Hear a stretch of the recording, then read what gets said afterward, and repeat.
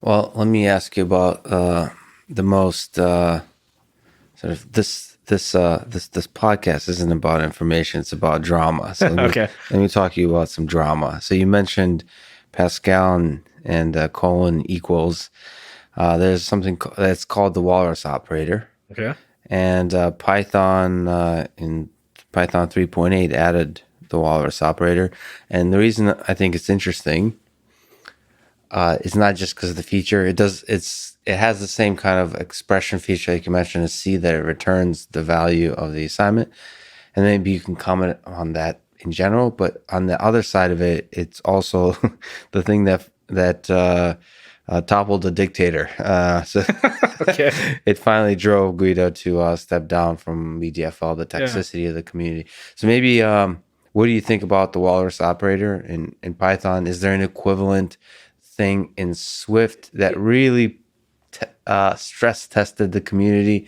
And then on the flip side, what do you think about Guido stepping down over it? Yeah. If I look past the details of the walrus operator, one of the things that makes it most polarizing is that it's syntactic sugar. Okay. What do you mean by syntactic sugar? It means you can take something that already exists in the language and you can express it in a more concise way.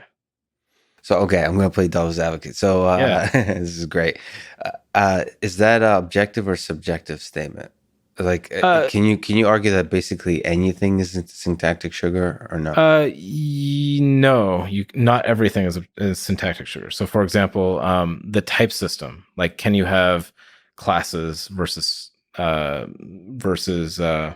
like, do you have types or not? Right. So one type versus many types is not something that affects syntactic sugar. And so, if you say I want to have the ability to define types, I have to have all this like language mechanics to define classes, and oh, now I have to have inheritance, and I have like I have all this stuff. That's just making the language more complicated. Hmm. That's not about sugaring it. Um, Swift has sugar, so like Swift has this thing called if let, and it has various operators that are used to concisify specific use cases. So the problem with syntactic sugar, when you're talking about, hey, I have a thing that takes a lot to write, and I have a new way to write it, you have this like horrible trade-off, which becomes almost completely subjective, which is how often does this happen, and does it matter?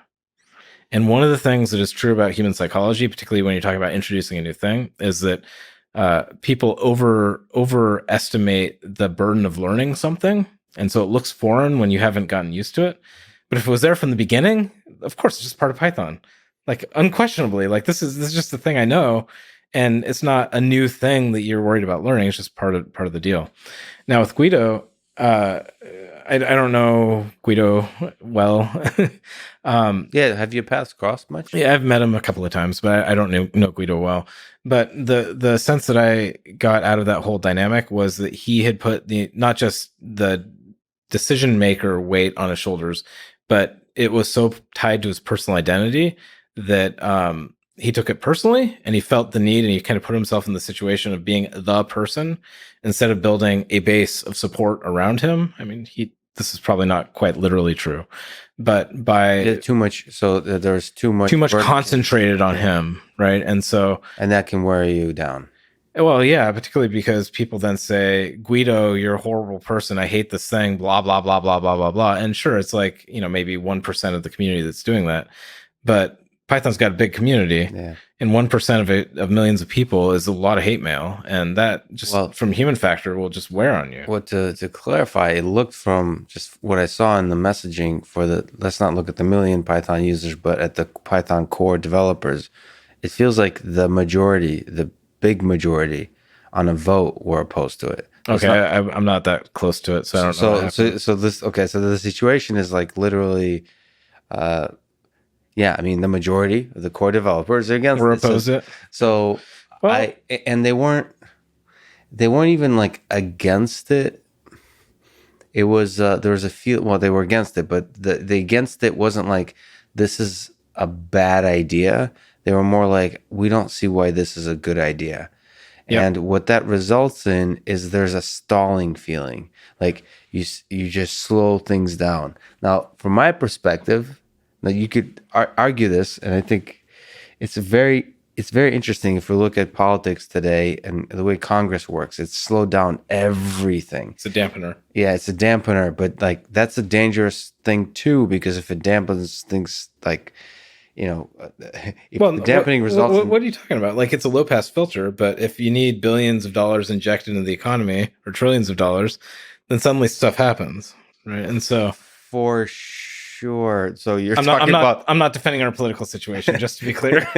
but you're talking about like a global pandemic. Well, I was hoping we could fix like the healthcare system and the education system. Like, I'm not a politics person. I don't know.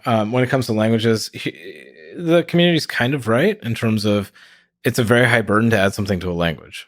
So as soon as you add something, you have a community of people building on it, and you can't remove it. Okay.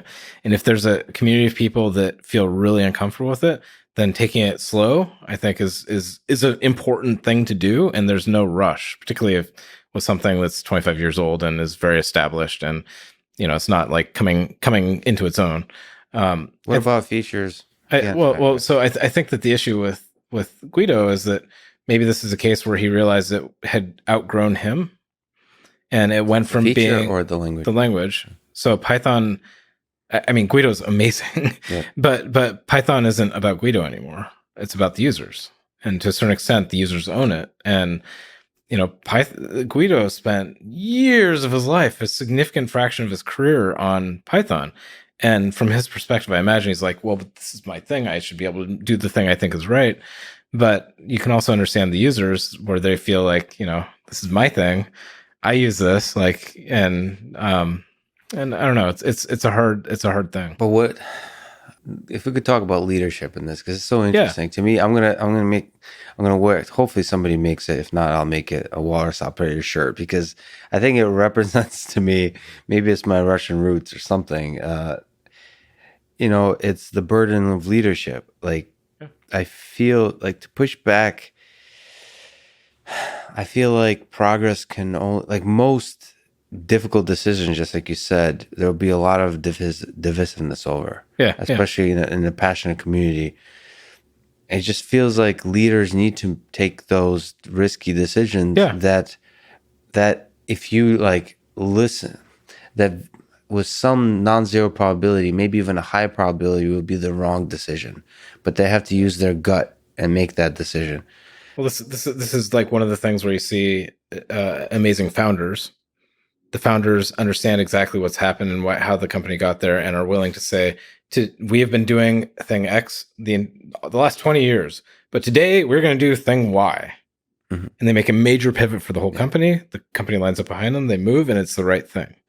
But then when the founder dies, the successor doesn't always feel that agency to be able to make those kinds of decisions. Yeah. Even Even though they're the CEO, they could theoretically do whatever. There's two reasons for that, in my opinion, or in many cases, it's always different. But one of which is they weren't there for all the decisions that were made. And so they don't know the principles in which those decisions were made. And once the principles change, you should be obligated to change what you're doing and change direction. Right. And so if you don't know how you got to where you are, it just seems like gospel. And you're not going to question it. You may not understand that it really is the right thing to do, so you just may not see it. That's so brilliant. I never thought of it that way. Like, it's so much higher burden when, as a leader, you step into a thing that's already worked for a long time. Yeah. Well, and if you change it and it doesn't work out, now you're the person who screwed it up. People always second guess that. Yeah. Right? And the second thing is that even if you decide to make a change, even if you're theoretically in charge, you're just a person that thinks they're in charge. Yeah. Meanwhile, you have to motivate the troops. You have to explain it to them in terms they'll understand. You have to get them to buy into it and believe in it, because if they don't, then they're not going to be able to make the turn, even if you tell them, their bonuses are going to be curtailed. They're just not going to buy into it, Yeah. And so there's only so much power you have as a leader, and you have to understand what those limitations are.